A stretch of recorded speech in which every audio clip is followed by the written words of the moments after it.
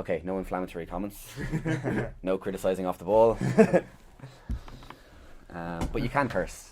We're an explicit podcast, That's good. If you want to get one out of the way just to clear the air. Right, or do you want me to intro it? Or? Yeah, go ahead, sure. Right. I actually may take my headphones off. Yeah. Right.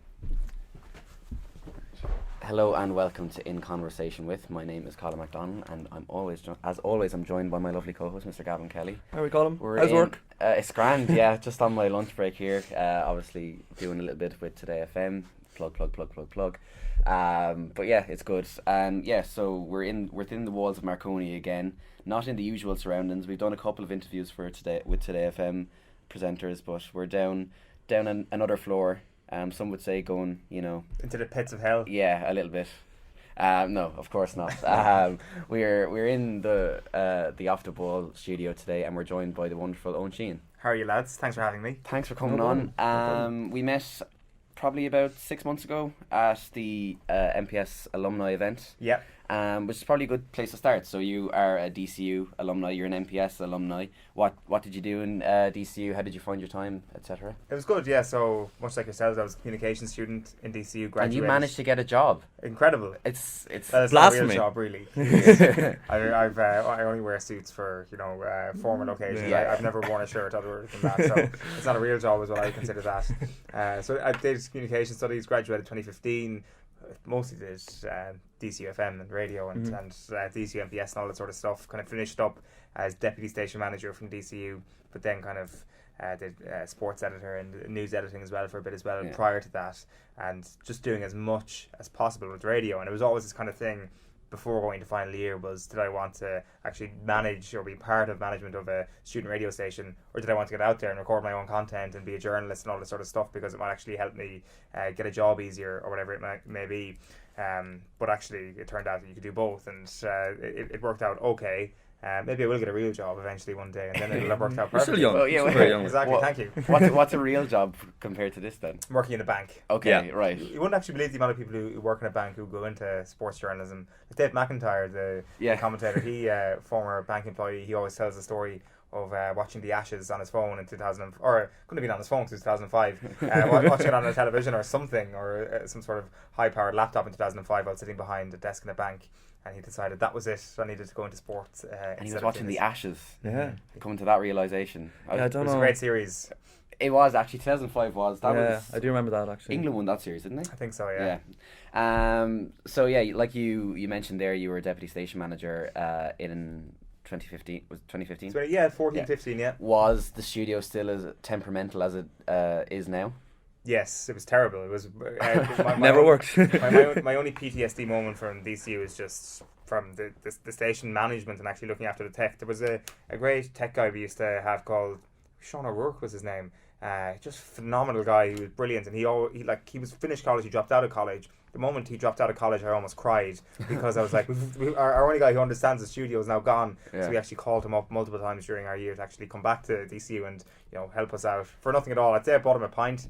And he's one of the great unheralded heroes of DCUfm. Without him, our final year could have been an absolute calamity, but it was tough. We had viruses on the computer, people downloading songs from YouTube, downloaders, all that sort of stuff straight into the system. He walked so that we could run. Exactly. So the tech side of things was not something I was good at whatsoever, which made all the issues we had just 10 times worse. And was Sean the same? Was he? Sean was worse than me. Worse. Disaster. He's technophobe, complete technophobe. Right, okay. From your time on FM, are there any shows that you were proposed or ideas that were going like, God, that is terrible? Ooh. Without naming names, we don't want to get you for, liable or anything. There was never any time when I was like, God, a proposal is terrible. It's actually I'm very lucky in that regard, because you would, I don't think we ever got to a situation where we had to kind of cut shows en masse to actually not, to kind of fill the schedule or whatever. There was a couple of things where we kind of merged people together, and if that happened to me when I was a first year, I would have absolutely hated that, but it was the only option we had at our disposal, where you take one guy who's proposing his own show and combine it with another guy who's proposing his own show, and we just didn't have time for them, so we were like, just do a show together. So these people could possibly hate each other, they could be enemies, and we put them together on the radio, and that would be a bit of a nightmare. With us. Is that really what happened? Yeah, well, I mean, in a sense, because I don't know, was the sign shows a thing when you were in charge? Yes, the first years. So the first years. So what happened was, and actually, we're probably going to cut this out because you've told this story so many times. Probably, but but we'll tell it for your own benefit. So we went in as first years, and originally I was on a different assigned show. I was on Friday at 9 a.m, but we only had college from Tuesday to Thursday, so I was like, I'm not doing a 9 a.m. radio show. So I texted the then deputy manager Sinead Jordan and asked her could I be moved to another one. And I looked at the schedule, and I'd already been acquainted with Gav. I didn't know who Greg was at the time, and I was like, is it cool if I move on to their show? And she was like, yep, no problem. And so we got thrown together. yeah, first semester we did some weird show. I don't know Yeah. what it's called. What was? Asher Look. Yeah, That was it. that's how much effort we put in Ashlock. Yeah. It's a great name for a show. What do you talk about? Just kind of pop culture, different games and stuff. The just world talking about today. yeah, That's basically, the world yeah. today. And then one of us had the idea to interview one of our lecturers. Do you know Roddy Flynn? Roddy Flynn, great Yeah, man. great yeah. man. You hardly had the video lectures, did you?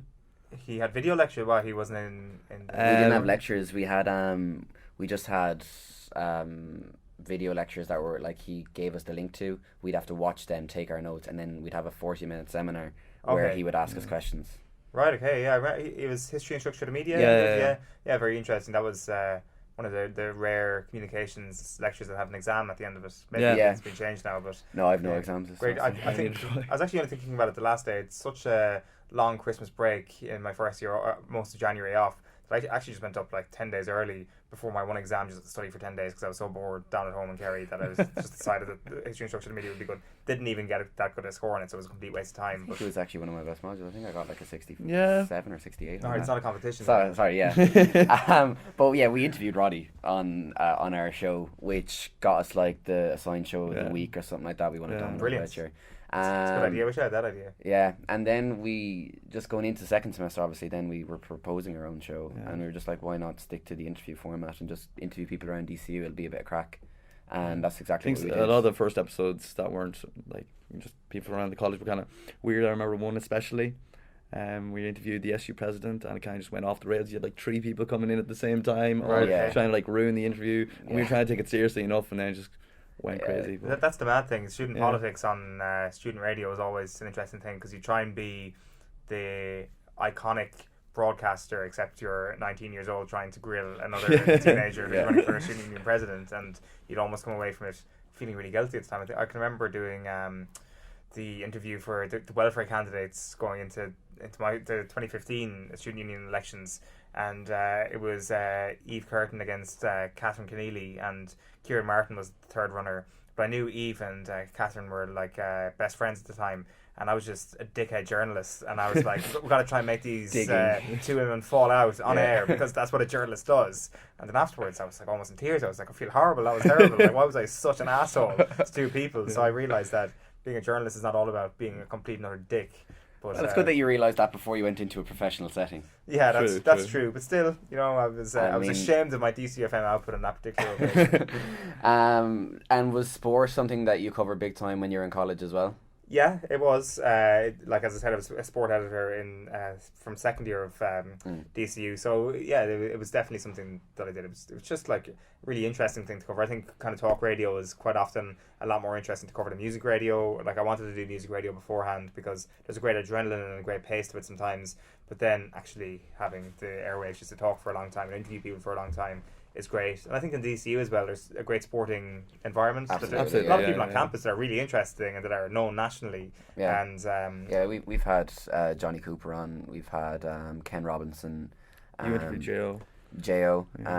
like they're just wandering around the campus. Yeah. You know, it's great. And they'll opportunity. stop and just chat to you as well. It's brilliant. So when did Off the Ball kind of first present itself to you, or when did you first present yourself to Off the Ball? And what happened was I applied for a News Talk breakfast researcher role. I think it was back in 2014, thereabouts, maybe in 2013. I was in second year of college anyway, and nothing came of it. And then a few months later, I got a call from Ger Gilroy saying, "Oh, your CV's landed on my desk." I presume that's how it landed on my desk. Went in for coffee, started working a few free shifts, then working for a few paid shifts, and then eventually kind of got full time. As that happens, it's kind of a boring kind of descent into full time work, to be honest. Take notes, Colin. Take notes. Yeah. What sparked all of that was that second captains left News Talk. That's what that created this carousel of jobs, because they were at the very pinnacle of Irish sports broadcasting, and then when they left, fill those positions, you had to look down. I don't want to say look down. You had to look to kind of start moving people in junior positions up to senior positions. Exactly, and then other people in senior positions to different senior positions. So like from people in like Today FM over to Newstalk or whatever, and then people from local stations would get a chance up to national stations or whatever it may be, or students could get kind of more freelancing in national stations. It was just basically once you had those 5 sort of roles opened up, the whole thing kind of started to spin. And then once they started to fill a little bit more, there was this kind of whole new generation of, I don't want to say new generation, but a whole new bunch of broadcasters anyway in one place. So that's kind of how it happened for me. If they hadn't left, I have to wonder what would have happened. I don't think, maybe nothing would have happened in sports broadcasting. Possibly nothing would have happened. Like, and you'd be working in a bank. Could be working in a bank. I'd be watching the cricket on my phone. Yeah, exactly. At least we have mobile technology these days to be able to do that. So yeah, that's an interesting one. That's an interesting sliding doors moment.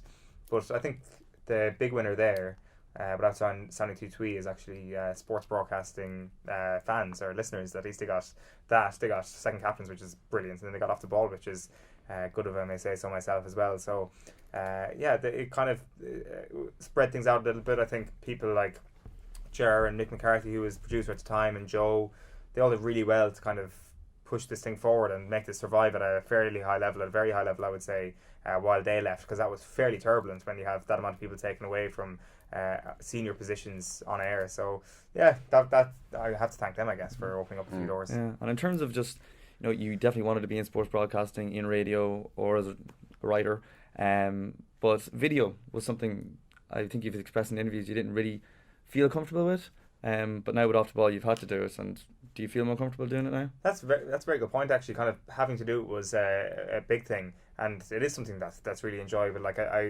I'll never ever be Steven Spielberg or anything like that. I'll never be artistic. I am shite when it comes to taking photos. I can know the rule of thirds, and that's about it when it comes to taking a photograph. I'm not a photographer. I wouldn't be able to set up a camera very well whatsoever. Did you learn nothing from your communication? Learn nothing. Clearly didn't show up to that lecture when they told us. It's in FM the whole time.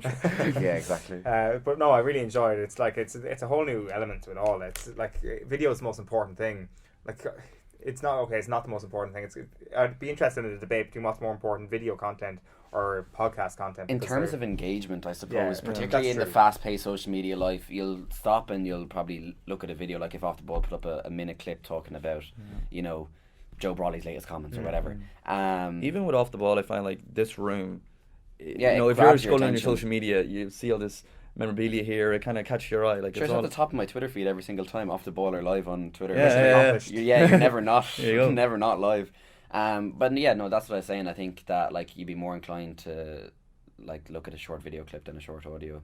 Without question, clip, like that's definitely it. I think it's kind of for more the short form stuff. Like that being said, I mean the long form stuff on YouTube tends to do quite well as well. I think there's kind of I want to say a niche audience. There's like a large rugby audience for good video content online, and I think that kind of comes from the more international things, and combat sports as well. It does particularly well on YouTube. And then other stuff is kind of more people in their car. I think Irish people love radio so much that they will always transform into the podcast market more than the video market. They will be the people who will perhaps, and a lot of people are doing it at the moment, I'd say, plug their auxiliary cord into their phone instead of turning on News Talk now after training, for example, or around the house, plugging it in and having it on loudspeaker or whatever. Whereas I think more people abroad are kind of more YouTube ingrained, where I don't know what they do to get home and then they throw YouTube up in their Chromecast. I think Ireland kind of has a different behaviour to other countries. That's just my take on it. I could be completely wrong on that, but they're both equally important. We never kind of sit down and say leave the podcast because video is more important, or leave the video because the podcast is more important.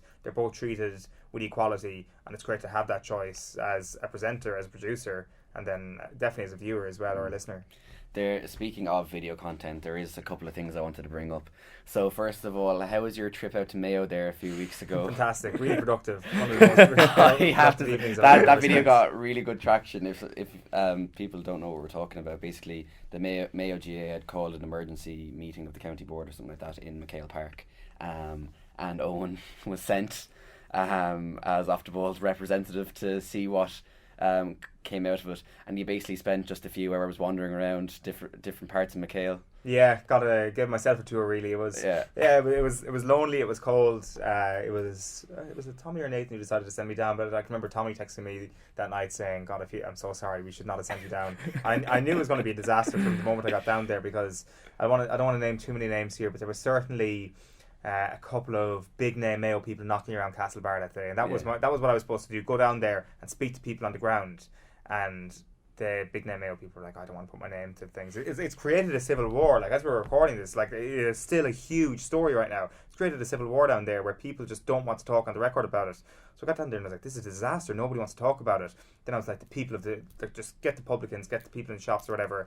And some guy brought me into a salon, and he introduced me to these two women who were absolutely brilliant on the subject of Mayo County Board. One of them was like, the problem with Mayo County Board is that they've got no women on the county board. We need to get more women in there. There needs to be an overhaul. And she was like, come back to me in 10 minutes and I'll put that all on the record. Went back 10 minutes later after she got her hair done, and she was like, actually, no, I don't want to speak anymore. Wow. So you're there wandering around for the whole day, and you're like, I've got absolutely nothing to talk about here. No content whatsoever. I've gone all the way to Mayo for absolutely nothing. And then rang somebody from the county board, and I was like, so is anybody from the county board going to be speaking tonight? And they were like, no, absolutely not. Nobody will be talking. Like, this is a complete waste of a trip. So I just decided to, I don't know, do MTV Cribs on Elvery McHale's Park. So Elvery's McHale Park. At least you had that extra large Twix to keep exactly. you fed. It's still keeping me going to this day. Delicious. Like the 2 sticks, and they're 2 massive sticks. So I really, really appreciate the people at Twix for what they did for me that night. Are you hoping to pick up a sponsorship? Hopefully, yeah, like, you know where I am. You can, my DMs are open on Twitter. Twix, you can get in touch with me. And the second piece of video content I wanted to bring up with you, obviously the Rugby World Cup happened quite recently. And was it your first time in Japan, actually? Yeah, it was my first time in Asia, full stop, actually. Yeah, have you been? No, not at all. I'd highly recommend it. But you also picked up a little bit of notoriety on Twitter for a few different videos, the interviewing the drunk fans afterwards. Were they drunk? Well, they could have been. Merry. Yeah, I think they were just high on life, to be quite honest. Yeah. Oh, really? Okay. I didn't see a single drunk person while I was over there. Yeah. These people, I mean, how you hear them speak is exactly how they speak. The Irish are famous for not drinking anyway. Yeah, so I mean, certainly our fans weren't drunk, but it would be a shame for them to betray the reality of Irishness to go abroad and actually have a sip of alcohol. Yeah, but like, where did you get, like, was that just a simple case of interviewing fans and you just happened to get rowdy ones all the time, or were you actually kind of in your mind being like, let's find a few rowdy? Like the piece is a comedy piece. Like, I think like Vox is grand, and people are interested, I think, in what other people think and what the average Joe thinks. But I think people watch Vox because I don't know what it is. Maybe not for a sense of comedy, but it's definitely not for incisive analysis. No, like, if I tell you like why the line out went wrong for Ireland, you're not going to care. You're going to care maybe if somebody who's studied a lot of line out or somebody who's played the game will care. Like, I'm not sure about the kind of serious Vox Pop sometimes, whether or not. I think they provided a kind of an effective enough mechanic for the voice of the people sometimes, but quite often I think it's just entertainment. So after that first game, it was against Scotland, lashing rain in Yokohama, and I did want to go out and get fan reaction, but they were all gone by the time I got out of the stadium. I had to do other pieces, and I was like, this is a disaster, and it was just lashing down so bad I just had to keep running up to the train station, basically, where I could get a bit of shelter. And then all of a sudden there was just tons and tons of Irish fans around. I was actually on air with Joe on Sunday, and doing a live piece, but they could see I was on the microphone doing the live piece, and they came over and they were like, oh, Joe Malloy, and I was like, well, Joe's actually on the show right now. And then I interviewed him after that, and I was like, I'm going to hang around here for a little bit longer and speak to a few more fans, and they were incredible. I can actually just remember getting on the train back from Yokohama that night. I was like, what the fuck is this? I was like, what have we actually stumbled upon here? This is actually this brilliant piece of content that I've never seen before, because when Irish fans go abroad, they do just go to a whole new level. They become different people. They become way more happy, way more celebratory, and are way more willing to speak. And that's what happens. And I don't know, you're kind of there with I just filled it on my phone. You're there thinking to yourself, I've got a load of gold on my phone at the moment, and you're just delighted with the piece of content. I didn't think it would go as mad as it did, though. I hadn't really seen Vox. I'm curious just about after the Japan game. What was that like? That was, yeah, I thought that was actually the best video, because you had Japanese fans as well, and they're they're brilliant. They're the most incredible people, and there was a lovely mix of cultures between Irish and Japanese people, and I don't think the Irish fans were that sad when it came to the video. Like, you got to understand it's 2-3 hours after the game. Yeah. And they've also paid a lot of money to be there. They're on holidays. Actually, that was something that caused a little bit of friction on Twitter. Like, Irish fans still going out and celebrating and enjoying the even. Who after. cares? Like, like that was my reaction now. But like, there were people there. Like, obviously the video, it was like stand up for the Japanese, all the lads in the pub. And there are people giving out on Twitter being like, why are you celebrating the team that just beat us or whatever? Obviously, you don't share that opinion. I'm not sure were they celebrating the team that just beat us. Like, well, not celebrating, but they certainly weren't. You know. I've seen that like line trotted out there that like Irish fans were celebrating defeat or something. Like, the Irish fans weren't cheering in the stadium when Kenki Fukuoka scores that try. You know, it's like they're not celebrating defeat. Yeah. If they had the chance, they would want to see Ireland win. So what happens is you've just watched your team lose. What are you supposed to do? Are you then supposed to leave the stadium, then avoid doing whatever you want to do to spend a typical day abroad after you spend upwards above €1,000 return on flights? So that would mean, okay, don't go to the pub, don't go drinking. That's fair enough. People can enjoy themselves at doing that. Go straight home. Avoid any cameras. Avoid communicating with any Japanese fans. Keep your head down. Be sullen. Wear black if possible, and just wrap yourself up and go to sleep. It's like, I don't understand what people are supposed to do. The disappointment was there. You felt the disappointment.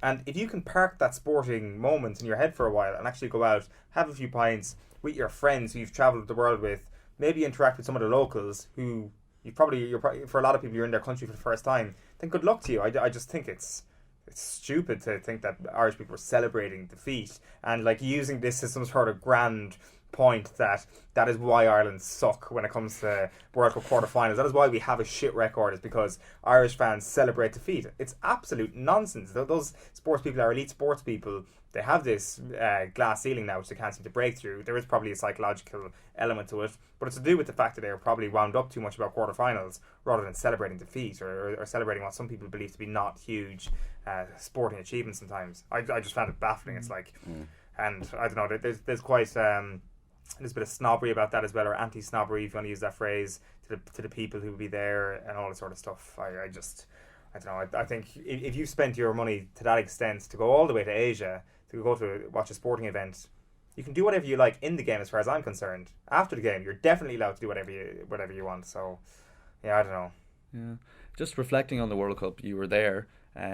Just the future of Irish rugby. How do you think it's going? Well, like, I think Ireland are in a good place rugby wise. It's just, I think there's two separate things about the future of Irish rugby and then the future of Ireland at Rugby World Cups. It was always going to be the case that when you looked at the 2019 Rugby World Cup, that no matter what sort of form Ireland were going to go into, they would have needed to beat South Africa or New Zealand in a World Cup quarter final to break this duck, and that could possibly be their toughest ever quarter final, because like, you look at the possible quality of New Zealand, as we ultimately saw, and then we look at the possible quality that South Africa brought, which we ultimately saw because they won the thing. And no matter how good Ireland would have been in this year's Rugby World Cup, they probably would have had a good chance of losing that Rugby World Cup quarter final anyway.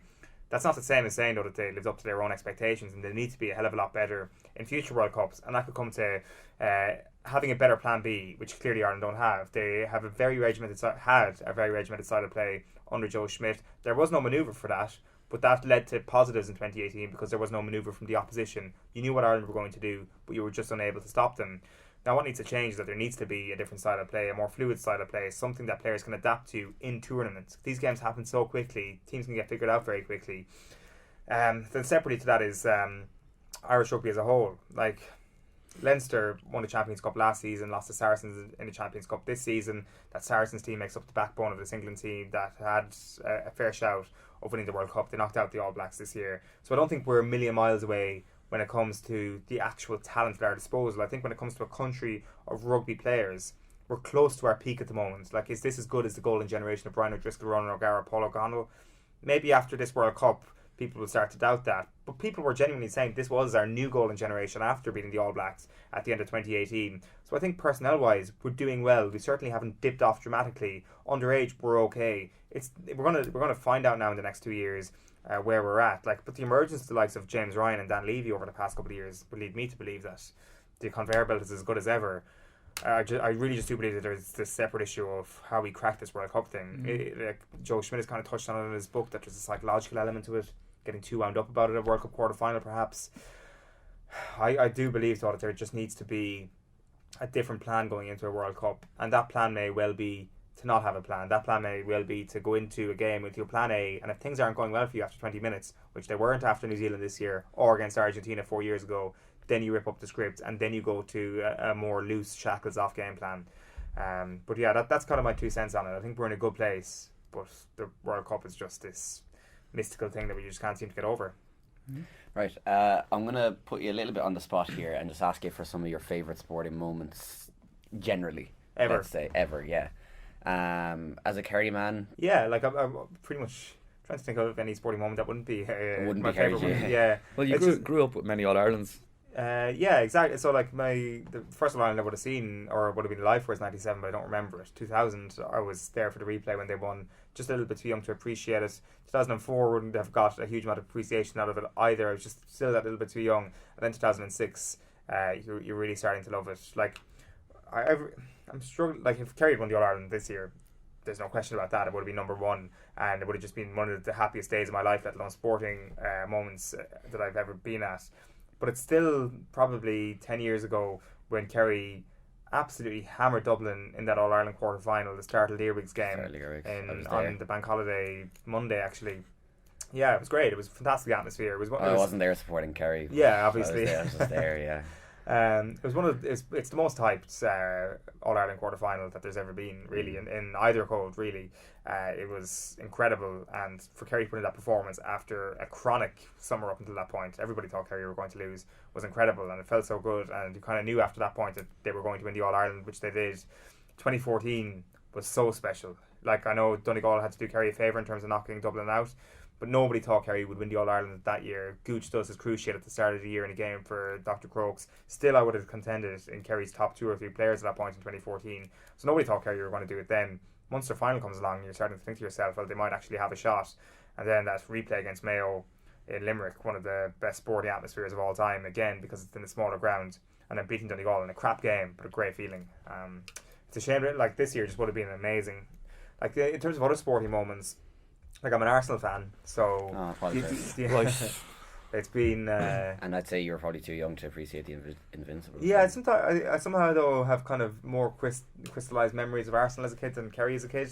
Of that kind of like being 8 to 12 years old for whatever reason, just because probably they're on TV more often and things like that. That Kerry, you'd be at the game, and then if you're at Fitzgerald Stadium, you wouldn't see a replay or whatever it is. But yeah, like those sort of moments, like my dad's an Arsenal fan and stuff like that, so I've got a lot of good memories of watching Arsenal with him, and the Invincibles is really kind of the last really special moment. Like I went apeshit when Sol Campbell put us 1-0 up against Barcelona in the Champions League final in 2006. That would have been it. Like that would be right up there with the 2014 All-Ireland or the 2009 quarter final if Kerry or if Arsenal had actually gone on to win that game.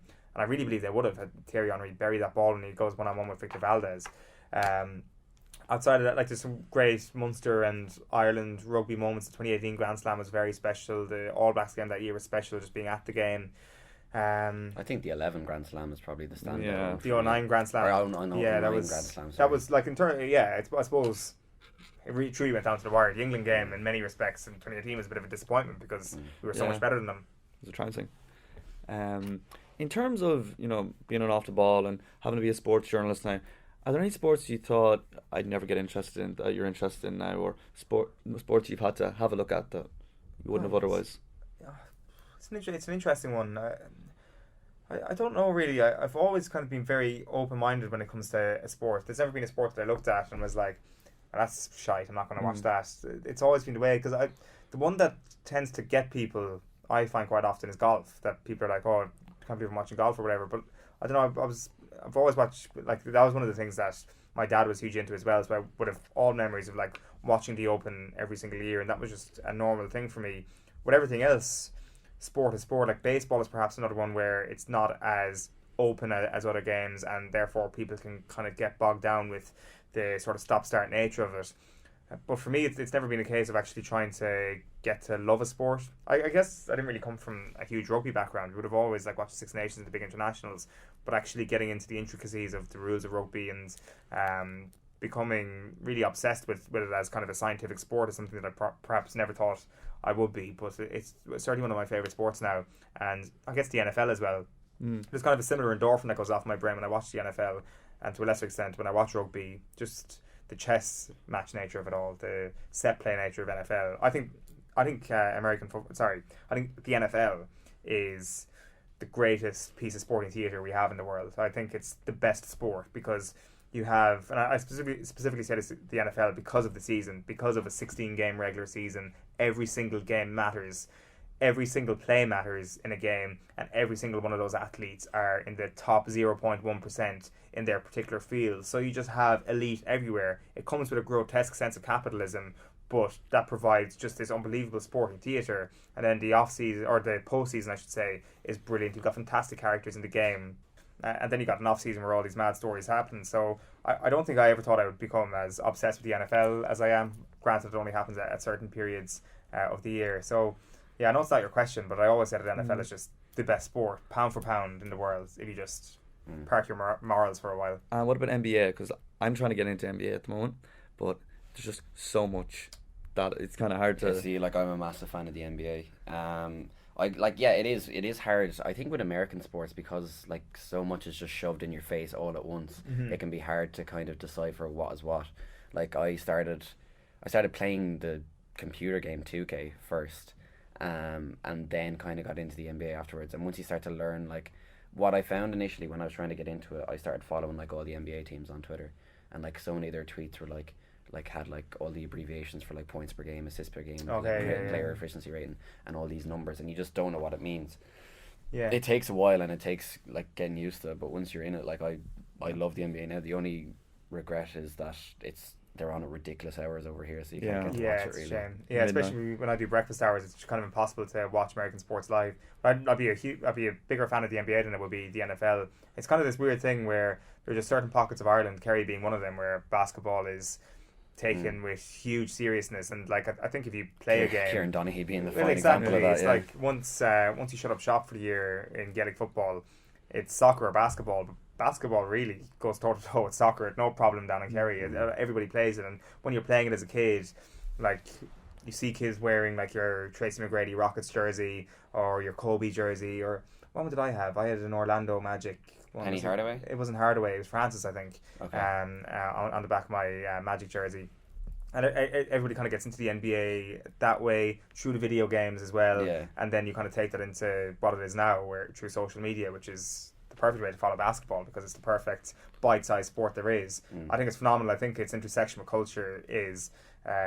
It intersects with culture in a way that no other sport possibly can, because America is the obviously cultural leader of the world, and then you have a far more diverse racially bunch of players in the NBA than you do in any other sport as well. Like it's not the sport of the white man per se in the United States, which is really, really important. So you get a real sense of what the country is about, I think, via the NBA. A lot of people probably wouldn't agree with that. But it's brilliant. Like a lot of people say that they can't follow basketball until the last quarter or whatever, which I wouldn't necessarily agree with. That being said, I do kind of prefer the more agricultural games where it's like 80-all going down the final stretch. Yeah, I mean, like I always found with basketball, like it's constant over and back the whole time. Like it's like one of the fastest sports certainly that you can watch. So that's why I don't get that argument that people don't really engage in it. I know it's a slog.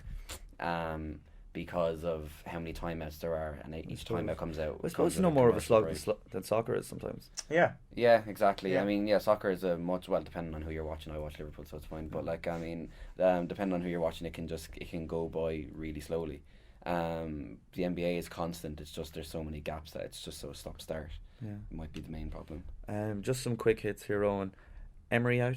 Yes. Yeah, it's just very, very hard to make a case for him. Is the squad good enough, or is there a complete overhaul needed? The squad is good enough in attack. I mean, they've obviously spent a lot of money over the course of the summer, and they've got an attack that is easy Champions League standard. Easily, so like, why do they even have to think about that? Of course, it's Champions League standard with Nicolas Pepe, Aubameyang, and Alexandre Lacazette. Like, you could put that front three up front for Manchester City or Liverpool, and they would go close to winning a title. So if you've got that ability to goal score up front, then yes, the players are good enough, because I think a management can turn the screw a little bit on the defence to make it better. but it's not a Champions League defence. I will give him that, but there needs to be a change. Once the players give up on you in the year 2019, there is no way back. Joshua or Ruiz? Josh will win this time. You think? Yeah, I do believe the whole thing that Joshua got complacent last time.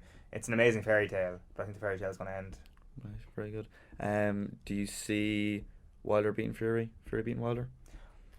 This is going to be. It's going to be the fight of 2020, and it's going to be the one that will attract the most intrigue when it comes to a preview, because it is hard to make a compelling case to write off the other fighter. And I felt with all the super fights over the past few years, there has always been a compelling case to write off somebody if you wanted to do so. I think even with Joshua Klitschko, you could just be like, oh, Klitschko's too old. Obviously, it didn't turn out to be that way, and it was a fight for the ages and the best fight we've had over the last 5 years.